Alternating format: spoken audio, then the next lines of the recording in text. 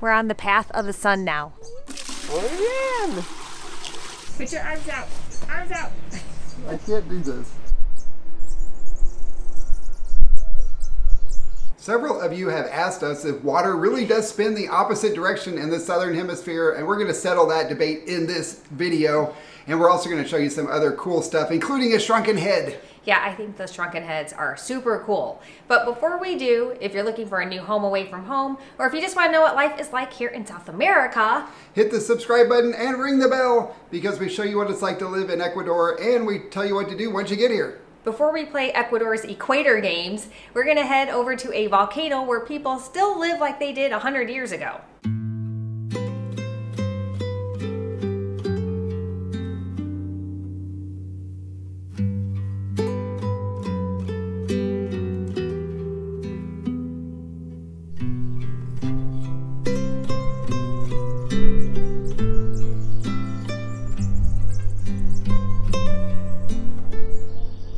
We are at Pululahua. That is a Quechua word which means water from the clouds. This is a volcanic caldera that was formed over 2,500 years ago from a violent volcanic eruption. And wow, it is so beautiful here. I don't know if you guys can hear it, but we hear cows mooing in the background. The air is crisp and clean. We are still at pretty high elevation, but it feels pretty good to me. So Javier was telling us that the indigenous people that live here live extremely long lives, and I think that is because they eat their healthy food that they grow. This ground is very fertile, pardon me, from the volcanic ash, but mostly too they have to walk up this really long path multiple times a day, sometimes carrying up to 100 pounds on their backs.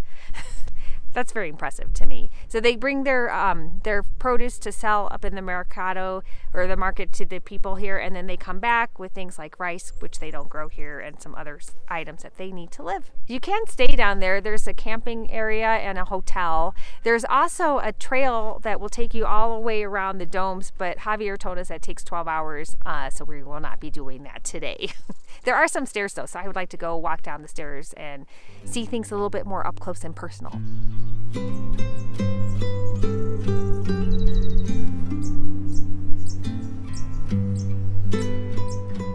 It's really neat to be down here and hear all the ambient noise. We're hearing birds, cows, horses, roosters, chickens, and the occasional human.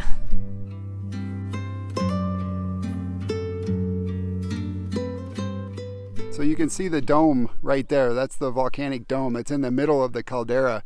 So what we see here behind me is just half of it. The other half is on the other side of the dome. This was a massive eruption, and they said that the ash was making it all the way out to the Pacific coast, where in the Manta area. So, but that was 2,500 years ago. So it was a while ago.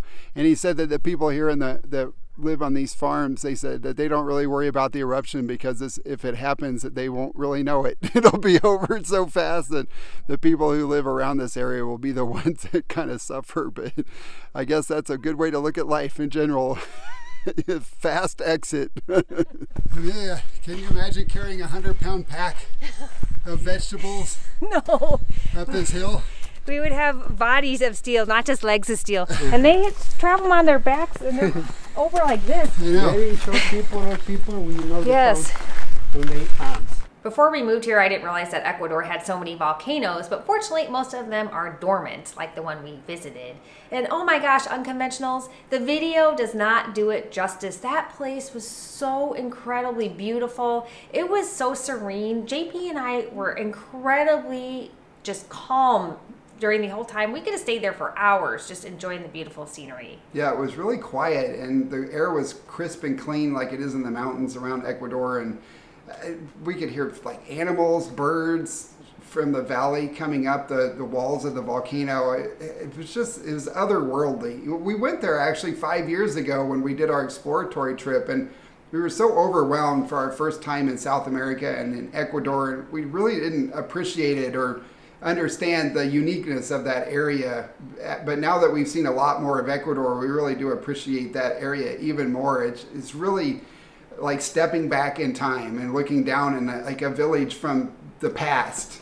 Yeah, it was amazing. I think it'd be really cool to stay there, but I don't know if I would want to have to make that hike up and down those stairs and into the valley multiple times a day. You don't have to, though. There's another road. I think you have to have a four-wheel drive, though, and you can come in from the opposite side. But we do have a new goal, and that will be to go back and hike down those stairs and make it back up. With a 100-pound pack? No. That's what Javier told us, that the indigenous people still carry those big bags, and we see them all over Ecuador carrying around. They look like Santa Claus with their massive bags on their back. And some of them are little old ladies that could be 80, 90 years old, walking around carrying these big packs full of their produce that they've picked, and they're on their way to sell at the market.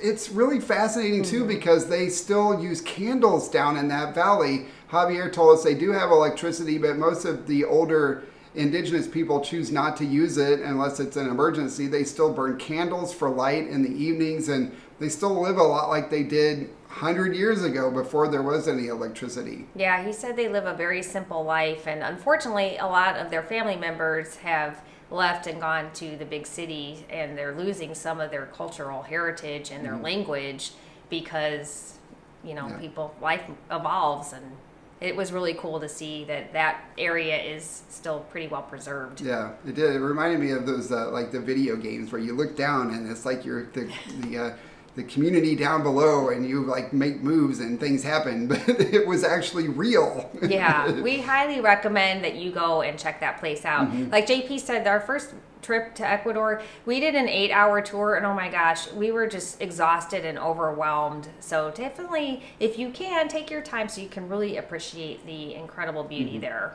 That volcano is located very close to Mitad del Mundo, which is the middle of the earth. We're going to head there now, and remember the Equator Games are coming up, so stick around.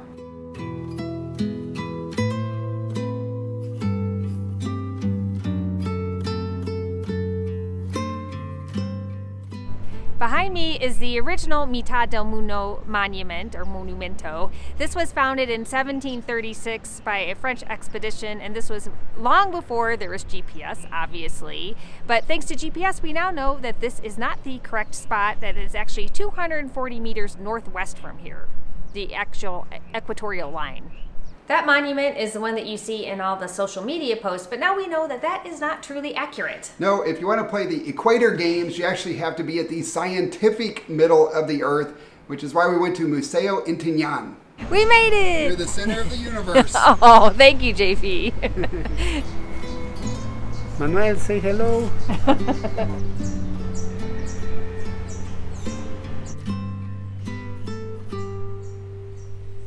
I find the shrunken heads macabre but quite fascinating, and the guide was just telling us they finished this practice just in the 1960s. I guess they still practice with animals, or they were practicing with animals to keep the culture alive. So that is a 12-year-old boy, where in the indigenous culture they're considered a man.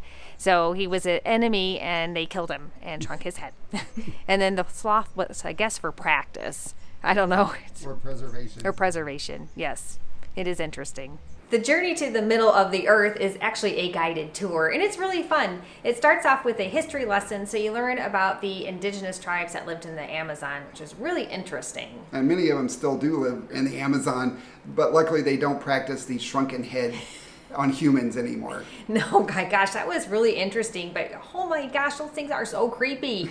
That was the very first time I ever saw a shrunken head. Well, let me clarify. The very first time was when we came on our exploratory tour and we went to that museum, and I was just amazed by the creepiness but the coolness of it, and the fact that those things are really real. It makes me think of like an old Scooby-Doo episode. I don't know. I guess shrunken heads have been part of my childhood. Yeah. But you can see more of them in Pumapungo and Cuenca too. I thought it was interesting that they talked about the tribes that still live in the Amazon today, and they say they're the only truly free people left because they live outside the system. They still live a lot like they did in the beginning of time, and I think that is really cool. It's neat to get a window into that history. Yeah, it really is. But the Equator Games were a lot of fun. That's like the main attraction. Yeah. But actually the whole museum is really pretty. All right, let's show them the Equator Games now. Let's settle this long-standing debate about which direction water spins.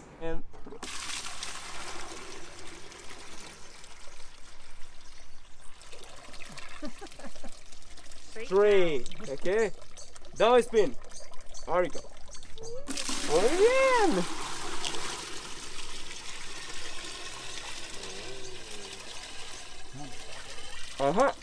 Left. Counterclockwise. Very good. Northern. Never follow me to the south. 1, 2, and 3.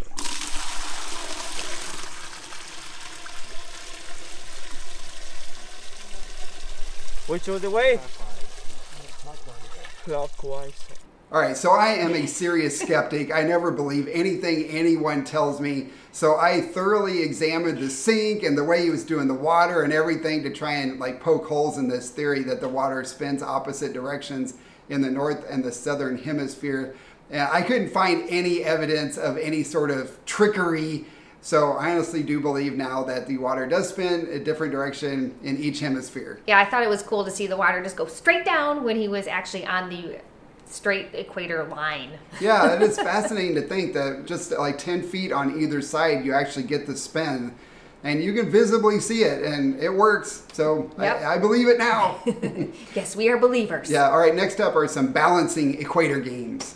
We'll see. Balancing the egg on the equator. I have a feeling it's not going to be nearly as easy as he made it look. You have to line up the top with the line. Ah. Because if you try like that, you'll shake. Okay? The line. Oh, okay, yeah, the line. Oh, the line. Nope. It's a difficult challenge. It is difficult. Ah! I don't think I'm going to be able to do it. I can do it with one finger. Yeah. Can you try me that side? Okay, let me try this. Wow, okay? you are the egg Let me try master. with that. Sorry. So I struggle with that stupid egg. I never did get that thing to balance. I thought it was really easy, but most of the people really struggle with it. In fact, I even got my Egg Master certificate because I was able to balance the egg. Yeah, JP did it in like 2 seconds. But it is actually kind of a myth. You can balance an egg anywhere on the planet. It's the guide told us that. He's like, you can balance this anywhere. It's just easier right there on the in the center of the world. Easier for some people. However, it was easier for me to do the next balancing exercise. Yeah, I struggle. Or game. I have no balance on a good day, though. Arms out, chin up. Oh. Put it from the other. Ah. Wow, this is really weird. It's easier because you're so short. Put your arms out. Arms out. I can't do this. That was hard. Yeah, it's...